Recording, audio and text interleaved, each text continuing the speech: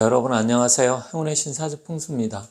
자, 이번 시간에는 지난 시간에 이어서 풍수, 지난 시간까지는 주로 바람에 대해서 말씀을 드렸는데 이번 시간에는 이제 물에 대해서 한번 말씀드리도록 하겠습니다. 사실 풍수에 대해서 요즘은 전에보다는 사람들이 많이 관심을 갖고 있어요. 그래서 옛날에는 혹시 미신 아닌가 이렇게 생각하시는 분들도 계시고, 풍수하면 지간이 묘 자리 보고 또 무덤 묘 쓰는 거 아닌가 이렇게 생각하시는데, 사실 옛날 조선 중기 전까지만 하더라도 주로 양택이라고 해서 집의 구조나 위치 이런 집을 위주로 해서 많이 보다가, 그리고 임진왜란 이후 중기 이후서부터는 이제 조상을 잘 모셔야 된다 이런 개념이 강해지면서 묘자리를 굉장히 중요하게 여겼었습니다.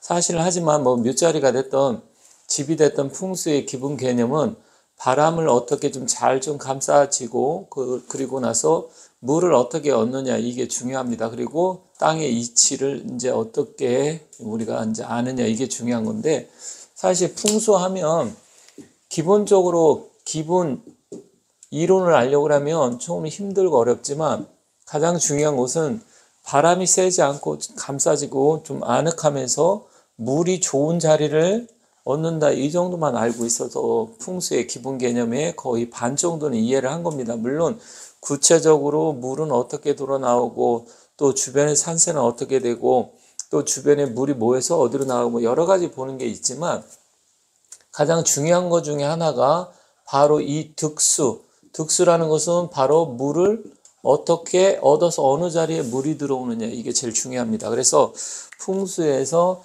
장풍과 득수, 이게 풍수가 장풍과 득수의 줄임말인데, 이 바람을 감추고 물을 얻는 거, 그렇다고 하면 어느 게 더 중요하냐?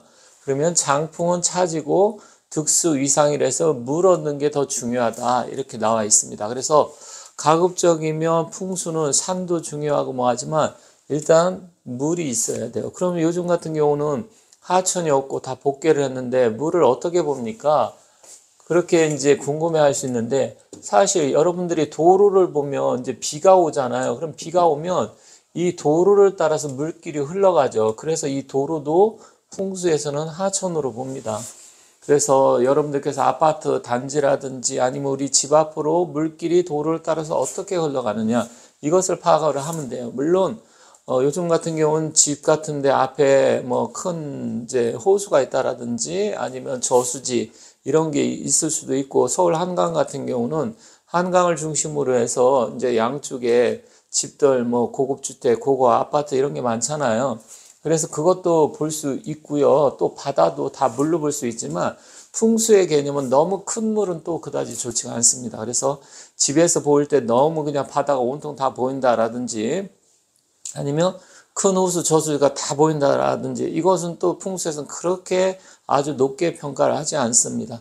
그래서 사실 서울 한강 같은 경우 한강 주변에 고급 아파트들이 많은데 그게 사실 풍수적으로 아주 좋은 건 또 아니에요. 물론 한강 아파트에 사시는 분들은 또 돈도 많고 부자이고 집값도 비싸다 보니까 당연히 나는 부자고 잘 되고 해서 사는 거 아니냐 이렇게 생각할 수도 있지만, 제가 말씀드리는 것은 물론 재물적인 운도 있지만 건강이라든지 이런 부분이 점점 안 좋아질 수 있어요. 그래서 앞으로 몇 시간에 걸쳐서 이 물에 대해서 한번 주로 말씀을 드리도록 하겠습니다. 그만큼 물은 중요합니다.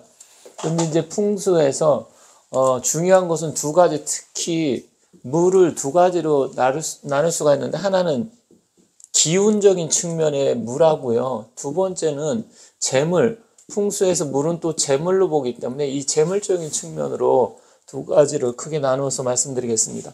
그래서 이 기라는 것은, 사실 기라는 것은 온 세상 모든 곳에 다 기운이 있어요. 그런데 풍수에서 기라는 것은 기자, 풍수에서 기자, 수, 지, 모라고 했습니다. 이건 무슨 말이냐? 기는 물의 어머니다 이야기예요. 결국 물이 있는 곳에는 기운이 모인다라고 했습니다. 그래서 우리가 어떤 기를 받고 뭐를 하려고 하면 반드시 물이 있어야 돼요. 그래서 이 물은, 기가 물의 어머니니까 기하고 물은 서로 뗄래야 뗄 수가 없다. 결국 이 물과 기는 같이 간다. 그런데 이 물은 또 개, 수, 즉지라고 해서 이 얘기는 뭐냐면 이 물이 경계를 이루면서 그 기운이 멈춘다. 이게 바로 개수즉지입니다. 즉 기하고 물은 같이 가는데 그 기운이 멈추는 자리는 바로 물로서 경계를 이루기 때문에 예를 들어서 어떤 하천이 있다라든지 산이 있으면 반드시 또 물이 있잖아요. 그럼 물이 내려오면서 하천이 딱 있다. 그러면 그 하천을 경계로 해서 기운이 멈춰요. 그래서 이러한 부분도 좀 알아야 되는데 그 기운은 물을 또 건너가지 못한다고 했습니다. 그래서 예를 들어서 뭐 이런 식으로 뭐 이렇게 산이 쭉 이렇게 있고 그다음에 산이 있으면 계곡에서 물이 이런 식으로 흘러가든지 이런 식으로 또 여기서 이렇게 모여서 흘러가든지 이렇게 되잖아요. 그러면 이게 하천이다, 강이다 그러면 이 내려오면서 이 자리 여기 하천을 못 건넌다고 했으니까 이 자리에 기운이 멈추는 거예요.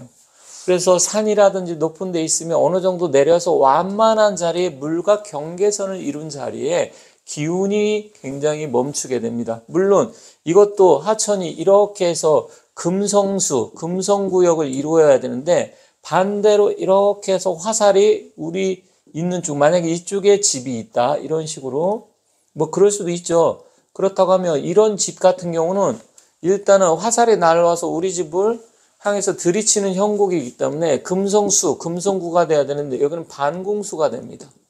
그래서 사실은 이 물길이 이렇게 흘러나갈 때 이 반대편은 좋지가 않아요. 왜 그러냐면 이 안쪽에 기운이 뭉치는데 결국 물이 이렇게 해서 돌아나갈 때 보면 이쪽으로 해서 계속 부딪히게 되겠죠. 원심력에 의해서. 그렇게 되면 계속 이쪽으로 화살이 날아가듯이 해서 고기도 이 반대편에는 산란을 하지 않아요. 이 안쪽에 산란을 합니다. 그래서 완만하게 빠져나가야 되는데 그런 거 하나하나 또 추가적으로 말씀드리겠습니다. 그래서 이런 식으로 해서 산이 있고 산이 완만하게 내려오면서 물 앞에서 기운이 멈추는데 그것을 개수즉지라고 한다. 결국 그렇지만 이 기운이라는 것은 산과 수가 만나서 물이 형성되고 산과 수가 만났을 때 배산 임수가 되면 결국 그 자리가 좋은데 도시에서는 그런 자리가 없잖아요. 그러다 보니까 결국은 뭐냐? 도로를 따라서 이 도로, 이게 바로 물길이 되고 이 도로에 따라서 물이 우리 집을 향해서 어떻게 치수가 되고 치수라는 것은 물이 모이는 겁니다. 치수. 그래서 물이 어떤 식으로 모여서 빠져나가느냐. 그리고 수구라고 해서 이제 물이 이제 빠져나가게 되는 거죠. 그래서 물이 모이면 어떤 식으로 수구를 형성해서 나가느냐. 이것도 굉장히 중요합니다. 그래서 이런 정도 몇 가지만 알면 그것을 우리 그래도 이 집이 대체로 좋은 집이다. 아니다. 이 집에서는 뭔가 잘 안 되고 안 풀리겠다. 이런 걸 알 수 있어요. 물론 또 좌향이라서 좌라는 것은 이제 집이 어디를 바라보느냐. 이 향도 좀 중요합니다. 하지만 이건 나중에 말씀드리고요.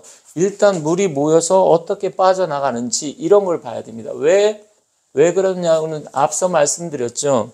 기라는 것은 물의 어머니이기 때문에. 그럼 기운이 모여야 돼요. 그러니까 풍수에서도 가장 중요한 것 중에 하나가 바로 생기입니다. 생기. 사람도 내가 만났을 때, 이 사람은 맨날 이제 인상도 안 좋고 힘들어하고 맨날 불평불만하고 그러면 그 사람 자체가 생기가 없는 거예요. 그러면 어떻게 됩니까? 결국 이 사람하고 있으면 나도 일이 잘 안 풀리고 같이 그렇게 짜증나고 힘들어져요. 그리고 두 번째는 왕기가 있어야 돼요. 왕기. 왕기라는 건 뭐냐면 생기라는 것은 살아있는 기운이지만 그 왕기가 이제 제가 말씀드렸듯이 20년마다 풍수, 구운, 지금 구운인데 바뀐다라는 거예요. 그럼 어느 지역에 지금 현재 강한 기운이 있느냐. 이 생기와 왕기를 찾을 줄 알으면 되는데 이게 사실은 일반적으로 해서 쉽지는 않습니다. 저도 계속 공부를 하고 있고 하지만 이게 하루아침에 볼 수 있는 건 아니에요. 그래서 전문가들한테 의뢰를 하고 하는 건데 어쨌든 그 기가 생기 살아있느냐 또 왕한 기운이냐 이게 풍수에서는 제일 중요하다. 그리고 이게 기는 물의 어머니라고 했으니까 기운은 물 있는 데를 무조건 찾아야 되겠죠. 하지만 아까 말씀드렸듯이 개수죽지라 그래서 물 경계선에 더 이상 넘어가지 못하니까 그 안쪽에 기운이 모입니다.